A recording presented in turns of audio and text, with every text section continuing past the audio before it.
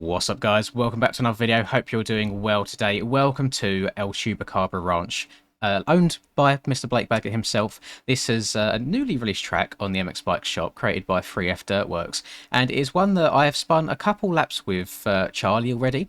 And apparently, we are just two very stupid British men, because for some reason I thought that we just had the Nationals track here and this Supercross track over in the corner, even though we have ridden all around the Nationals track, and there is quite clearly another Supercross track here. Maybe we're both tired. I have no idea. But this is really, really exciting. So we have got the main National track, which has multiple features from the... just multiple famous features from the real-life circuit tracks. So we have the replica of Screw You down here from old Dilla. We have the Rocco's Leap right here as well from, of course, Redbud. And we've got some... Where are they? We've got some turning rollers as well from good old High Point. So lots of good things to practice in there. We've got his 2016, 2017 and 2019 replica Supercross tracks. This one right here, which is the only one I've played, by the way, is so much fun. Like, it's so good. It's got a really nice flow. And then I need to try this one and this one for the very first time. Now, quickly before we jump into it, there is one very, very cool feature that these Supercross tracks have that I have never seen done on a track before. If I go over to here, we have start gates that drop every 15 seconds. As you just saw, that was perfect timing. So if you're in a lobby with your friend, you can line up, you can practice start after start after start if you want to. Really, really cool. Not seen that before. And then, of course, we've got some more animated kind of signs dotted around that really bring the whole place to life. So without further ado, let's get into it. If you've been putting off buying that new MX gear, or you're just looking for some new daily MX related clothing, then head on over to fxrracing.com. Code MXPR_Lins15 at checkout will give you 15% off all motocross and lifestyle products. This code is applicable to the European, Swedish and Norwegian websites, not Canada or the USA. And whilst I've got your attention, you may as well subscribe to the channel. It's just one click of a button and it puts a big old smile on my face. Hope you enjoy the rest of the video. Let's give this all a go then, shall we? I think to break it up for once, I'm going to start on a Supercross track, we're then going to go Nationals, and then we'll finish on the two other Supercross tracks. So this one here is the first one that I've played, or the only Supercross track that I've played. Very, very good fun. Like, flows really nicely. I've done a couple laps on it on Charlie, and I want to say, it's not the most difficult track in the world. It just rewards you being a little bit patient. It has a really nice flow to it. I really, really enjoy it, but maybe I'm always going to be a little bit biased to some Super tracks because they are by far my favourite thing to do in the game. And I'm going to just try and do it as much justice as possible. If for any reason I am not playing particularly amazing, that would be because I am recording this video just after waking up from my limited sleep from my very, very long Donator-thon live stream. So all in all, we ended up going for about 37 or 38 hours. It was a really, really good event. I did have a little 3-hour nap in the middle there, but I think I needed it or else I wouldn't have survived. And I just want to take this opportunity in this video to say a massive thank you. I didn't expect it to go that long. For whatever reason, I have no idea why before I started I thought I could do 48 hours staying up playing MX bikes in the first place, because I had to have a nap after like 21. But we move. I think if I ever do those sorts of streams in the future, it will be limited to 24 hours because I'm pretty confident I can push through and do that without stopping. But yeah, you guys, massive W. There was so many like points throughout that stream where I thought it was about to end, and then you guys, being the very mean people that you are, left it to about 4 seconds left on the time to just like slap an extra $1 in and keep it going for another minute. And it's a love-hate relationship, that's for sure. But it was a massive success. It seems like everybody really enjoyed themselves. There was no people really up to no good that I had to try and control. Everyone was really, really well behaved, which makes my life a lot easier. And all around good fun. We done so many races on so many tracks. And by the very, very end of it, like my eyes and head were hurting so much. And it just kept going and going and going. I played Euro Truck Simulator at some point, which I had a hell of a lot of fun doing. A lot of people seemed to enjoy that. Played some very random games, like 10 minutes at a time, because I was just so over it at one point. And in regards to the VODs, they're split up as much as possible. YouTube doesn't let you save videos that are longer than 12 hours long, so that's why it's broken up into multiple parts. Part 1, Part 2 and Part 3 are all up on my channel if you go to the live section to go and watch back. Unfortunately, Part 4 is lost to the depths of hell. because there's some copyrighted music in there from playing Euro Truck Simulator. Now, I had no idea about this, so obviously I've been copyrighted before from music in streams, but the streams have still been available to go and watch after the fact. However, apparently some songs they're like mega copyrightable, and they block the entire video. Now, usually what I would do in that situation is I would go and mute that part of it in YouTube itself. However, because that VOD is about 7 hours long, apparently it's too long to edit within YouTube, so I can't even remove that song. So part 4, unfortunately, is gone for good. However, the other 3, they're up no problem. Part 1 and part 2, they're actually still monetizable, which is quite crazy to me because there was a lot of interesting conversations being had throughout those. So they're up. You go watch those in full. Part 3 is up as well. It's just not monetizable from ad revenue. I think that goes to apparently whoever owns the oh god, what's his name? Oh, it's going to annoy me. What's his name? Whoever owns the Tory Lanes freestyle that he done on Aidan Ross's live stream. Apparently someone owns that. It didn't say who, but you know, that's been copyrighted. Anyway, all good fun, really good streams. Massive thank you all round. Give yourselves all a massive pat on the back. Some people stayed with me for like almost the entire thing. Some people had 2 good nights sleep while I was doing it all. And yeah, really good fun all in all. But definitely won't be going that long again anytime soon. So that, as you saw right there, Supercross track number 1. All nice and done. Very, very fun track overall. I really, really enjoy it. Not difficult by any means, as you saw. Really good flow.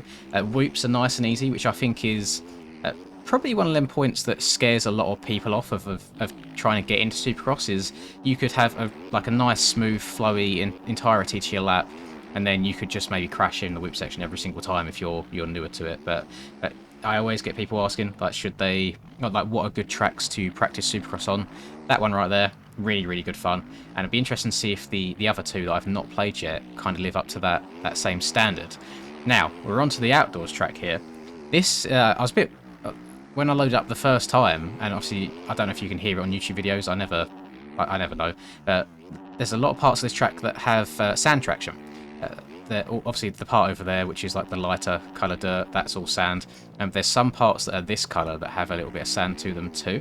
And I think that might be done mostly for deformation reasons. It reminds me a little bit of on like some of the original TFC outdoor tracks where he scattered sand here, there and everywhere, just to make the road mess about a bit. And it doesn't affect you too much around this track because there's not any like super like tight corners where your lean angle affects you. The only issue I ever have when it comes to randomly scattered sand is if you're cranked over at, let's say, like a 60-degree angle in a corner, that's fine on soft soil, but it's too much on sand. So if you hit that sand patch, you'll suddenly spin out and do a 180. But I haven't come across that instance anywhere on these tracks yet. It's been smooth sailing so far. Let's go from here, double up this bad boy. I have yet to clear this jump to my left, which is meant to be Larocco's. I have hit this corner as wide open as I possibly can, and even if I try stretching it out on the 450, oh, that was a bit closer, wasn't it? I did slide out a tiny bit in that corner, so maybe next lap round we'll be able to get up and over it. Would not probably recommend 250s at all if you want to get it up and over all these jumps nice and cleanly. Unless you're hitting everything absolutely pinned and to perfection, might be a bit more on the difficult side. The track itself, in terms of layout and the corners and such, it's really not a difficult track. It's only some of the jumps that are quite big. I think you're going to have to spend a good amount of time trying to learn the jump sizing. I mean, you can see there's random rough dotted around all over the place. These little darker bits of the track, they're not just a visual thing. There is like undulating bits of the track where it's tight little bits of rough here and there, which I like. I do like tracks that aren't all perfectly smooth everywhere, so big W's for that. The only thing I think I would like to see maybe a little bit more, but to be fair, I've not seen that much in the way of Baggett's like GoPros around this track or other people riding it in general. I don't know how rough or rutted it usually gets. It would be nice to have a couple of ruts in some of the corners, because for the most part, it's quite flat. We've not, well, when me and Charlie played, we spent most of our time on that Supercross track that's over there, rather than the Nationals track. That track over there eroded so good, like you can really carve the corners when you're playing it after doing maybe like 5 laps. We was on one erode. Like, erode is really, really good. I have not had a chance to do enough laps of this outdoors track yet to see if the erode forms actual usable ruts. So I'm gonna leave that leave that space empty, I guess, on judging too much on how the road affects the corners on this track. But I would just like to see 1 or 2 ruts, just something to hold you, because it's very, very fast, very, very wide open. It works in... I mean, you can look at it in 2 ways. One is the lack of ruts makes the track even easier, so it could maybe get boring after a while. The other way could be the lack of ruts makes it more viable to all skill levels, so you've not got to be like particularly good at the game to enjoy it. I want to, in this corner, if you cut down here, I think it's much nicer of a rhythm. You go cut down, you can go triple and triple again, and I feel that works just a lot smoother than going around the outside there. Let's see. I'm going to crash here, aren't I? No, we're good. Let's see if I can get over this dang leap. I'm going to turn around. That was not the run that I wanted. And I think if I take off slightly on the left-hand side, it looks a little bit steeper than the right does. So, let's go out here. Oh, I think I'm just getting too high up on the berm, you know. Up and over it, dab the brake. Not quite. But you know what? I'm getting on top of it. It's nice and rolled off. It's not to the point where you're just coming up way too short and you're landing and doing a backflip because of the old Barbosa suspension bounces. So I'll take it. It's really not the end of the world not getting over there cleanly. Screw you's nice. Doesn't give me any sort of weird uphill physics, so it's like just the right gradient to not cause you any sort of wobbles, which is lovely. Then all around, just a very, very fast-paced track. Like it really is. The only other time I've played, I think, any sort of El Chupacabra branch in general is on Sim. I know there's a version of this Dynamic Simulator as well, which again is very, very fast, very wide open, very limited in terms of ruts. So maybe that's just me being unknowledgeable. Maybe it is not the most rutted track in the world. And I suppose if it's kind of his place only, you're not going to be getting 30 riders going around it and making it super rough, are you? So yeah, that's that. Now, this is where the video could maybe start falling apart a little bit, is me trying to learn a new Supercross track on the fly. Where are these start gates on this one? Because I want to see that whole like practice start gate situation we got going on. Right, we're rocking up to the gate here. Let's push it in. I can set like a track mark here if I wanted to practice my starts. Only downside is because they're like animated files, they don't have collisions. They're not like proper models as such. They see gate's gone down, we can go. If I was riding with a couple of other friends, we can practice our starts over and over again. Really like that. I think that's a very cool feature. I personally have never seen it in the game before, but I mean, feel free to correct me if I'm wrong down below. I'm always willing to get some more information under my belt. So in this section, I think you want to go triple through there, round to the right. The whoops on this track just as easy. They are. It does seem to be a case of just get off the back of it and pin it, which really does make it more beginner friendly. Kind of opens it up to all sorts of skill levels. And you can I mean, if you're fairly new to the game, in terms of trying to learn Supercross, you're best just doing what I'm doing right here, is just kind of doubling your way through the section, trying to learn the lines before you do anything. What you don't want to do is go straight into a soupy track that you've never played before and just trying to triple and quad everything in sight, because it's never going to go well. Got a nice soupy triple there, quite a forgiving landing. How big's the finish line jump? Oh, a little bit on the smaller side than I expected. Slam on the brakes and pop a Yui. This track is definitely shorter than the first one that I've done, but that is not a bad thing. That can definitely be good. I think that I want to go wide and step onto that first tabletop there. And let me see if I can actually cleanly get over this triple this time. Try and seat bounce it a bit more. That's it. Get forwards over the front. Nice. So we go triple. This whoop section is harder than the first track I've done, I will say, because they're a little bit more spaced out. So all that means is you just got to carry a little bit more speed going into them. Go step over, triple into the corner. It's nice and flowy. Love that. Then step up, triple again. I didn't get that very cleanly. I think you'd end up going triple single into the corner. Nice and easy whoop section. Round to the left. One thing that's quite interesting that I can see, which I don't know how it's achieved to be fair, is the road that you can see being left by my tyre.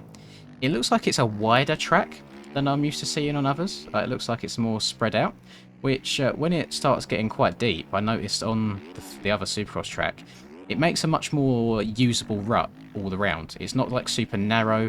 It's not like you have to be millimeter perfect or your front end's going to knife on you. It's a very wide rut, which again just makes it a little bit easier. So 100%, if you are slightly new to the game, and you, this is with a pinch of salt to be fair, because being a paid track, you know, some like newer people might not want to invest that money in the first place. But if you are willing to do so and to spend a little bit on some tracks, then give it a go, because you're getting free. I mean, I haven't tried the last one yet, but you're getting 3 Supercross tracks that I would say are definitely on the easier side of things than just jumping straight into the aerial ones, for example. I know they can be a little bit demoralising. Like, even if I'm having a bad MX Bikes day, I don't want to play them aerial Supercross tracks because they are just difficult. You know, they are made to test you. They are made for the best of the best. They're not made for the average Joe.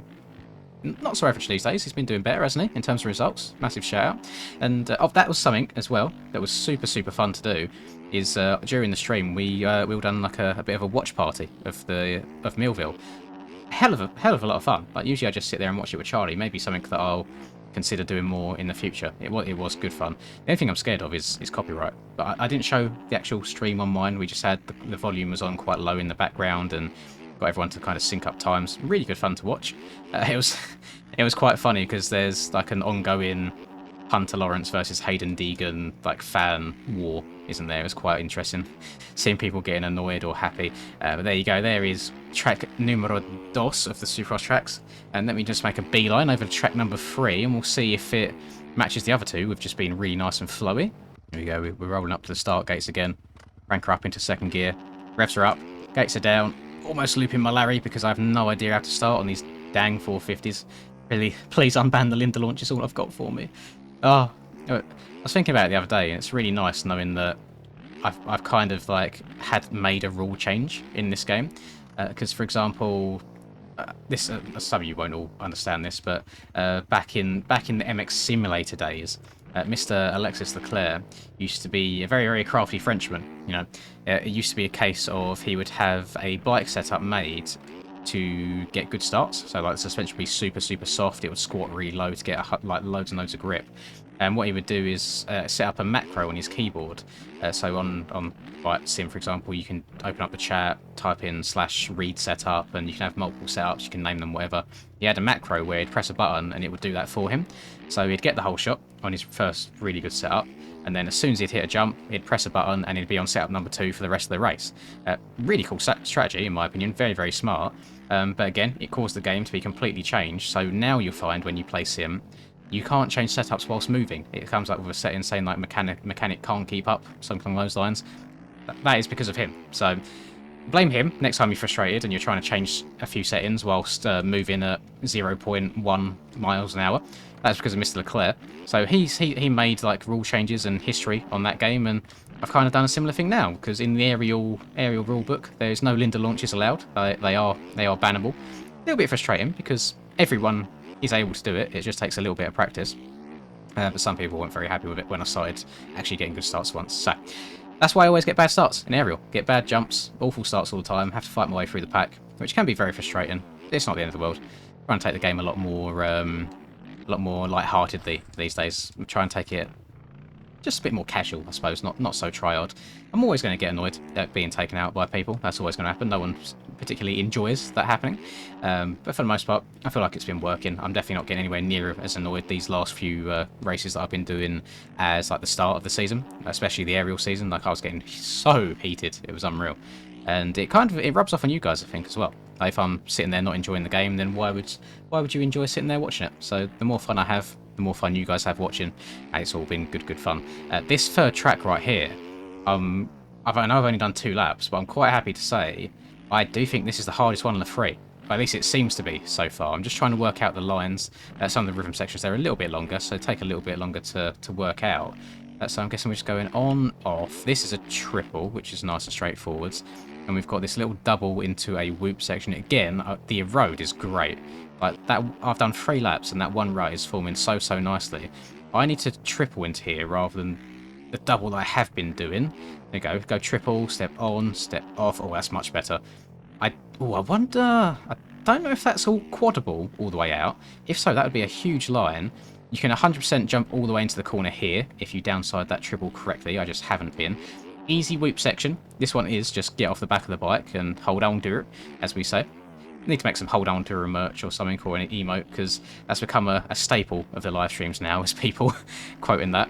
We also had a new one, which is a bit of a niche one that appeared on the stream for all of you David Goggins enjoyers, where he's like, "You don't know me, son." We've now got "I don't know my son," which has become a bit of a meme, so we can work with that. And then we've got to step over here. Oh, I don't think we're going to get a triple out here. I need to work out what to do in that rhythm.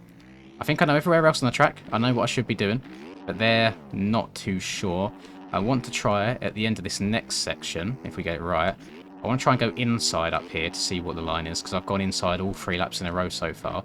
Let's go inside, jump. Oh, so you jump one further, and I'm guessing you downside maybe about here, and then you'll be back in the same rhythm of going triple and single into the corner. Let me see if I can actually get this properly.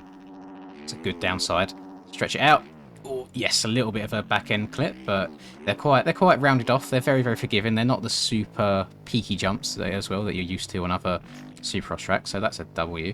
Is this section kind of reminds me of like an old, like really old Oakland version. I don't know what year it was. Like we're going back a very, very long time, like 2015 maybe. But we just had like those 2 back-to-back little triples out of that left and right 180 reminded me of it quite a lot. But I know Baggett does take sections, doesn't he, from other tracks, so who knows. I think I want to quad that. Let me spin around. I really want to get that section right. I've bounced through it every single time, but I've not done it any justice. Right, come out wide, scrub that off. Quad it? No, not quite. We did get a nice lucky bounce there where we could step on and over. Let me try... Is there a different line on the left and the right if we hug inside? Hug the inside, double that. No, I think I'm just going to be tripling and then stepping over and then tripling into the corner. Yeah, I think that's one. But there's either a huge quad line in there that I can't quite get the stretch for, or there's that more reasonable triple, step over triple. So all good stuff. This one I do think overall is the more technical of the 3 Supercross tracks, but I think once you've got your line sorted, you should be okay. There should be no problems at all. Really, really good fun. I'm quite impressed. I can't remember the last Pre-F Works track that I covered, but if we get more tracks of kind of this quality in the future, I'll be a very, very happy man. In regards to the track itself being on the store, there is a completely free version and a paid version. So the free one is more of like a demo / test, as you get one of these Supercross tracks. I can't remember off the top of my head which one is named which, but one of these 3 is free if you just want to try it out before you buy the rest of the compound, which I think is really cool. Nice way of going about it. Kind of like a try before you buy. And then I think the entire thing was $2 for all 4 of these tracks. And it's good fun. I mean, I had a laugh riding around it for about 20 minutes with Charlie earlier. Wasn't able to get a recording with him. It was like straight after waking up after my... I slept for 7 hours after that 37-hour live stream, which is okay overall, but definitely need more. So I'm going to edit this video together, I'm going to post it up to YouTube, and I'm going to go to sleep, hopefully for a good, proper night. Thank you again, everybody, that stopped by on that stream. It was a really, really enjoyable experience. I hope you all had a good time as well. In terms of another one, maybe like 2 months or so, we'll see. I don't want to constantly be banging them out all the time because I don't want it to come across the wrong way. But I am very, very appreciative of each and every one of you. Give yourselves all a massive pat on the back. Hope you enjoyed this video. Please do drop a like, subscribe to the channel if you're new, comment for the algorithm, all that good YouTube stuff. Have a lovely rest of the day. I'll catch you next time. Peace.